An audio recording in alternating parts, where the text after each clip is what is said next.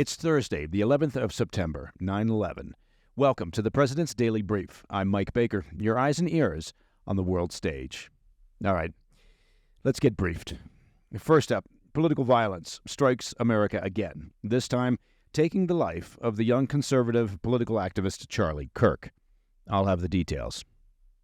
Later in the show, Poland's prime minister is warning that his nation is facing its greatest risk of open conflict since World War II, after Russian drones crossed into Polish airspace and were then shot down. Plus, new details are emerging about Israel's strike inside Qatar, with officials now questioning whether Hamas leaders were actually hit. And in today's back of the brief, Paris is burning again. Tear gas, roadblocks, and hundreds of arrests as President Macron installs his new prime minister. But first, today's PDB Spotlight. Today, we begin with the news that I'm sure most of you are already aware of. Conservative commentator Charlie Kirk was shot and killed yesterday while speaking at Utah Valley University. Now, I should note, I'm recording this in the evening, and by the time you hear this, some of the details may have shifted. But here's what we know right now. The attack came without warning. A single gunshot fired from a nearby building as Kirk addressed students. He was rushed to the hospital in critical condition, but later succumbed to his injuries. Federal law enforcement, including the FBI and ATF, are now leading the investigation. Shortly after the shooting, an elderly-looking man was taken into custody on campus, but a few hours later he was released. Later, FBI Director Kash Patel then announced that they had a suspect or a person of interest then in custody, but that individual was subsequently released. As of this recording, no suspect has been identified or charged. A lot remains unknown, but here's what we do know. Charlie Kirk was only 31 years old. He leaves behind a wife, two very young children, friends, and millions of admirers across the country. He made his name by going to college campuses, sitting across from students who disagreed with him, and inviting them into conversation at what he called his Prove Me Wrong booth. Sometimes those exchanges were heated, sometimes they produced laughter, and sometimes, just sometimes, they produced a little bit of mutual understanding. That willingness to engage face-to-face, to test ideas in public, was something in the best tradition of this country. Now, the condemnation of this attack, as you would hope, has been universal. After announcing Kirk's passing, President Trump wrote on Truth Social, quote, "No one understood or had the heart of the youth in America better than Charlie. He was loved and admired by all, especially me, and now he is no longer with us. Melania and my sympathies go out to his beautiful wife, Erica, and family. Charlie, we love you," end quote. House Minority Leader Hakeem Jeffries wrote on X, quote, "Political violence is never acceptable. My thoughts and prayers are with Charlie Kirk and his family," end quote. Other leaders quickly echoed those same sentiments. California Governor Gavin Newsom condemned the attack, saying there's no place for political violence in America. Vice President J.D. Vance described Kirk as a passionate advocate who connected with young people, while House Speaker Mike Johnson called the shooting, quote, "an attack on free speech itself." Across the political spectrum, the message has been consistent. Violence has no role in American politics. Except, unfortunately, well, it does. President Trump, the target of 2 assassination attempts, announced that flags will be flown at half-staff in Kirk's honor until Sunday at 6 p.m. Now, talking about the shooter's motivation or mindset, this soon after the attack, given that no details have been released, given that at the time of this recording, no suspect has been placed in custody, well, that would just be speculation. And speculation serves no useful or constructive purpose, other than to take up airtime and use up lots of words. All I can say is that Charlie Kirk had a particular political view, a conservative political view, that he was very proud to discuss and debate with those who clearly, on many occasions, disagreed with him. And disagreement, debate, discourse, that's the lifeblood of a nation and its governing system. Nobody, no matter where they stand on the political spectrum, should be the victim of violence for speaking their opinions. Any incident of political violence weakens and chips away at the strength of a nation. And unfortunately, we are living in a hyper-partisan environment where tossing out labels and names like Nazi or fascist or Hitler has become commonplace. We've been losing our civility and common decency for years now, fueled in part by the spread of hateful rhetoric and disinformation on social media and media outlets. It's not normal. It's not how normal people should behave.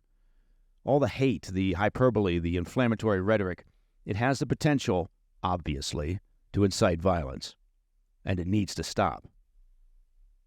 All right, coming up after the break, Poland's prime minister issues a stark warning after Russian drones crossed into his nation's airspace. And doubts swirl over the effectiveness of Israel's recent strike inside Qatar. I'll be right back. Hey, Mike Baker here. Let me take a moment to talk about personal finances. That's important, right? Now, the cost of everything, as you may have noticed, is somewhat out of control. And many folks now are relying on credit cards to cover some of those essentials. I'm talking gas bills, utility bills, grocery bills. If that debt is piling up for you, well, you're not alone. Americans collectively owe, get this, over $1 trillion in credit card debt. So here's the thing. By now, you might have considered reaching out to my friends at American Financing, but you hesitated because you don't want to give up your low mortgage rate. Well, there is good news. They've created the Smart Equity Loan. Now, it's a solution designed to help you take control of your finances without touching your current mortgage. Unlike a HELOC, which can have varied interest rates, the Smart Equity Loan offers a fixed rate. That means one predictable monthly payment, giving you peace of mind. This loan allows you to leverage the equity in your home to pay off high-interest debt and free up your cash flow and keep your existing low mortgage rate intact.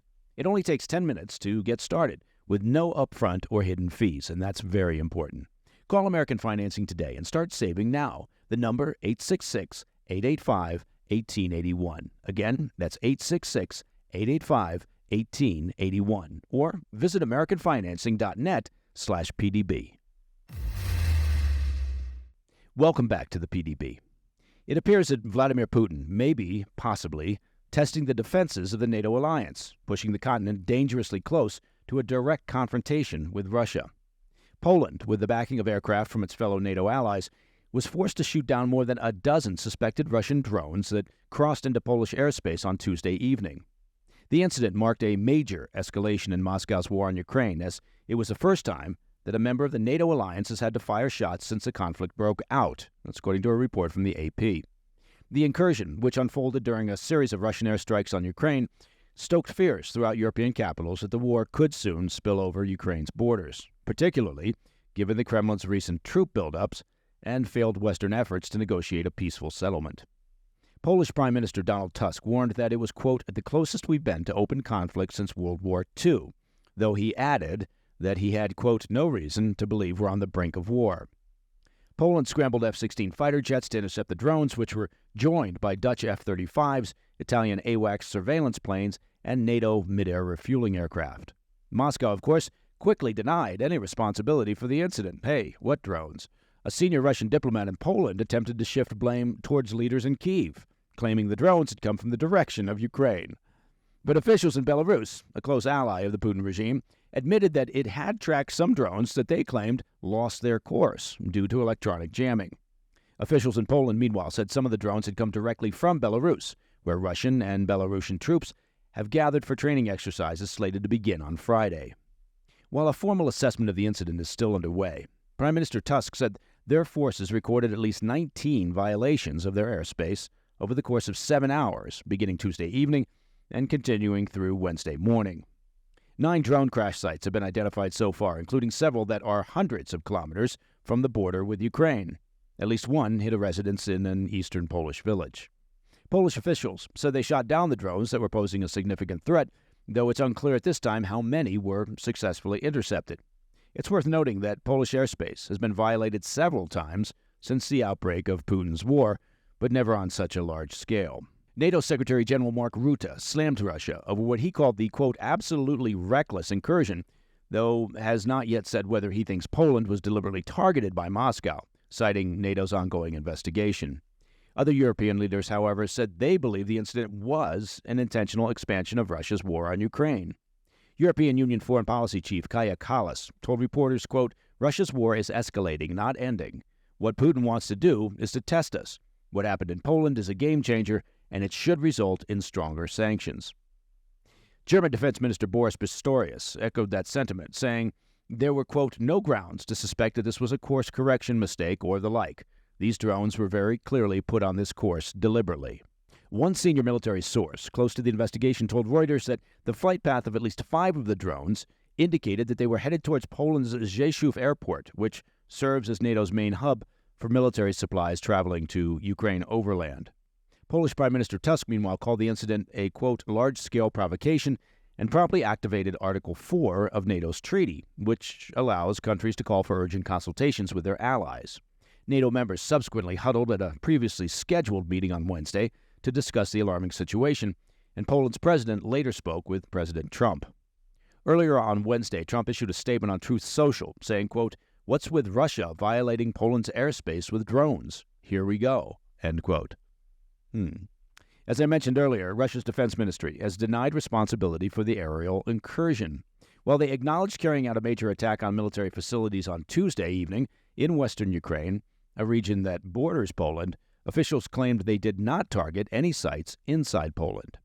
In an extremely rare message of diplomatic outreach, officials with the Russian Defense Ministry said they were ready to hold consultations with Poland's defense ministry over the incident. Ukrainian President Zelensky chimed in later on Wednesday, accusing Moscow of trying to, quote, test the limits of what is possible, and demanded a strong response from Western allies, including the U.S., in the form of sanctions. Zelensky added, quote, "There are more than enough statements, but there is still a shortage of action," end quote. As we've been tracking here on the PDP, European leaders have been attempting to persuade President Trump to follow through on his sanctions threat against Russia. Trump said Sunday that he was prepared to move forward, but a timetable remains still unclear. Okay, shifting gears. I want to return to our coverage of Israel's unprecedented airstrike against Hamas leadership in Qatar on Tuesday, as senior Israeli officials begin to cast doubt on the success of the risky and highly controversial operation. As a brief reminder, on Tuesday morning, the IDF launched Operation Summit of Fire, which targeted a meeting of the top leaders of Hamas's political bureau, who had reportedly gathered in the Qatari capital of Doha to discuss a new U.S.-sponsored ceasefire proposal aimed at ending the war in Gaza.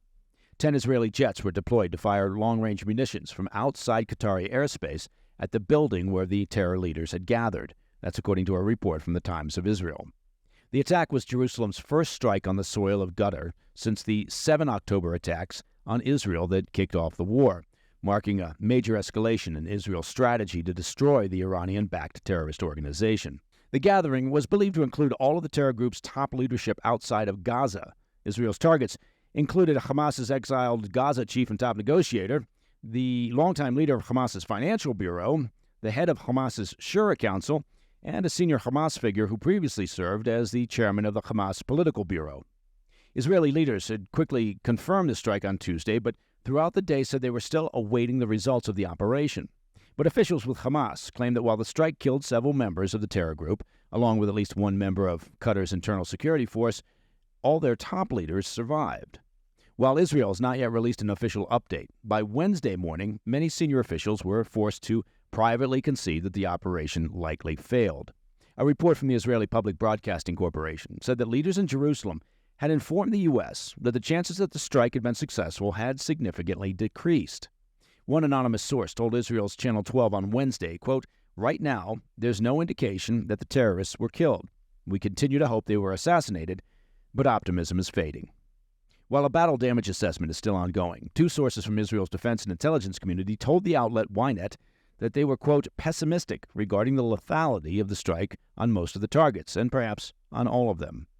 If the reports are confirmed, it would represent a rare miss by the Israeli military, and one with profound ramifications on the international stage. As I mentioned, the strike was highly controversial and triggered widespread condemnations from around the world. President Trump said Tuesday that the U.S. had not been given advance notice of Israel's plans, and added he was, quote, not thrilled about the whole situation. As our regular listeners know, Qatar has long hosted exiled Hamas leadership and has been serving as the chief mediator of ongoing ceasefire negotiations.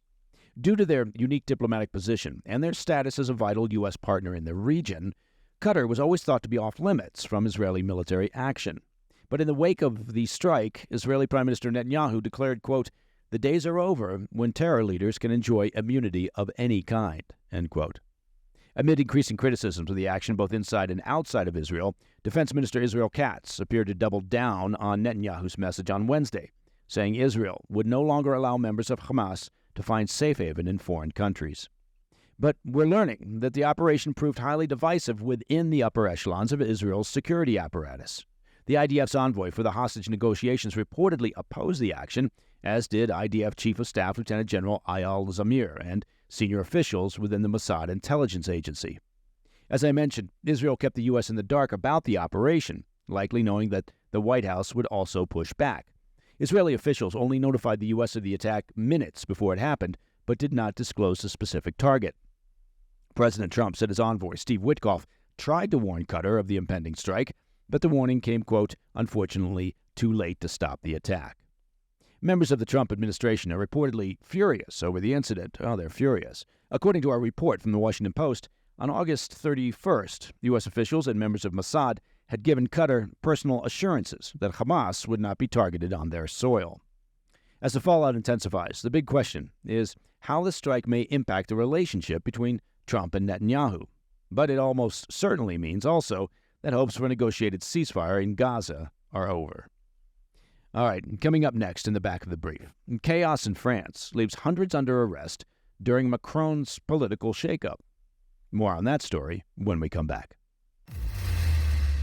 When inflation jumps, right, or when you hear that the national debt is over $37 trillion, or you just read about all the global uncertainty, do you ever think to yourself, maybe now would be a good time to buy some gold? Well, that would be a logical thought.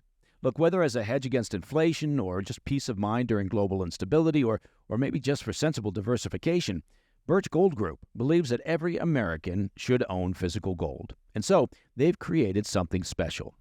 Until September 30th, if you're a first-time gold buyer, Birch Gold is offering a rebate of up to $10,000 in free metals on qualifying purchases.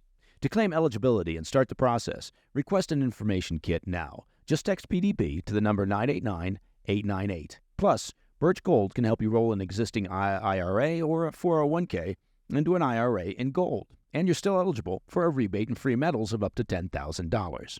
Find out why tens of thousands of happy customers trust Birch Gold, and make right now the time to decide if gold is right for you and to take advantage of a rebate up to $10,000 when you purchase before September 30th.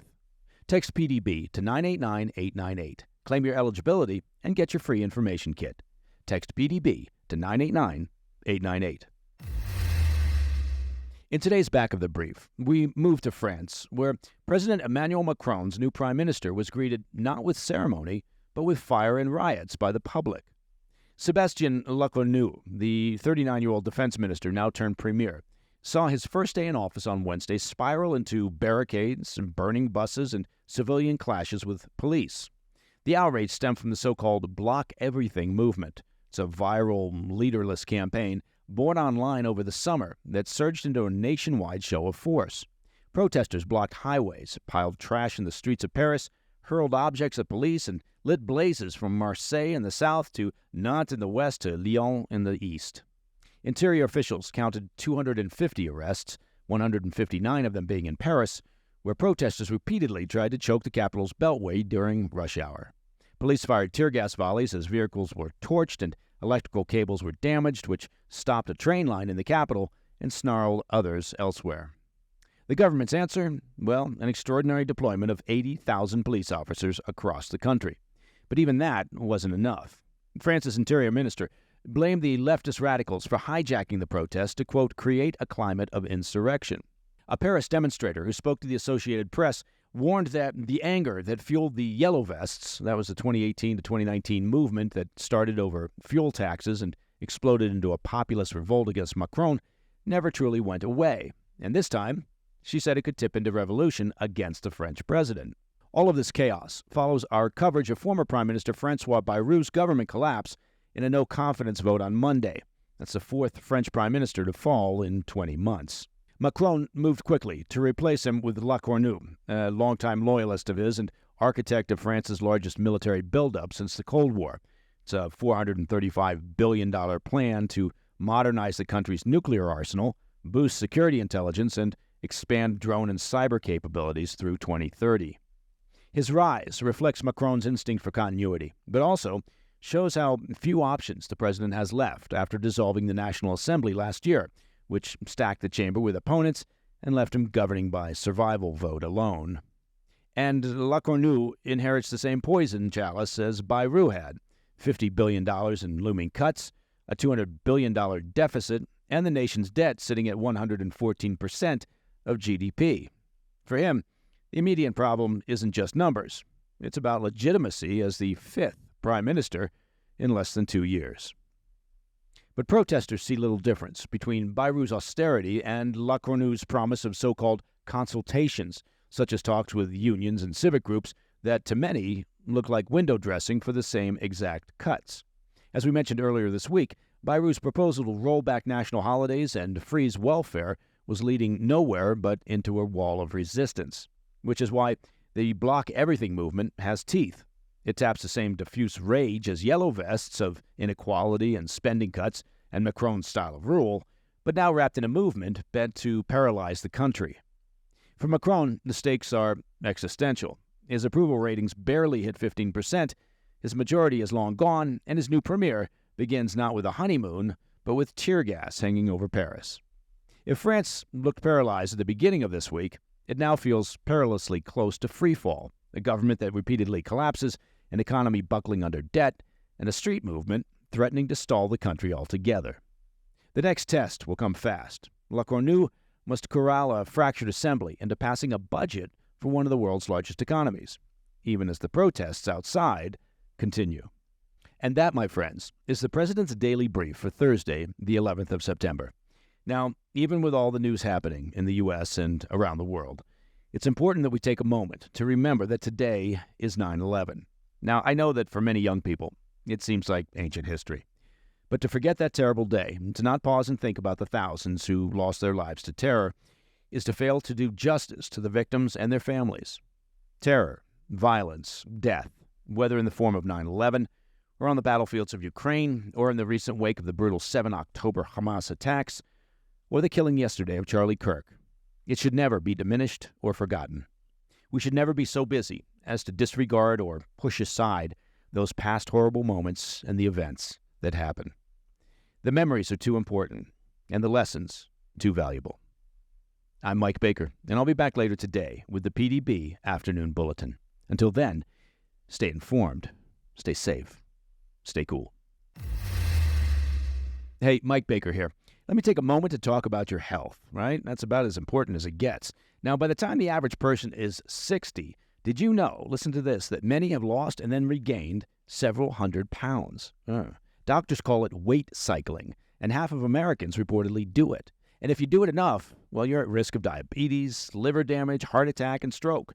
Weight cycling is when you lose 10 or so pounds, but then you put the pounds back on, and plus maybe a couple more.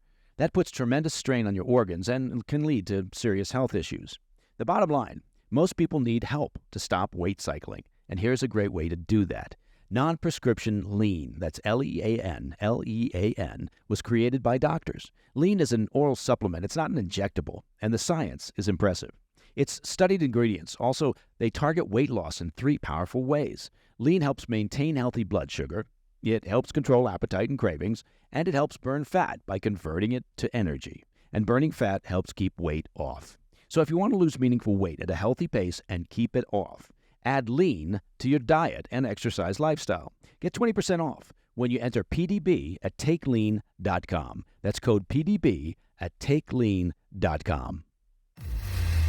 Hey, thanks for tuning in. If you enjoyed this video, don't forget to hit that like button and leave a comment, a really positive, nice, and kind comment. That would be appreciated. And if you're not already subscribed to our channel, make sure to subscribe and turn on notifications so you don't miss any of our daily updates.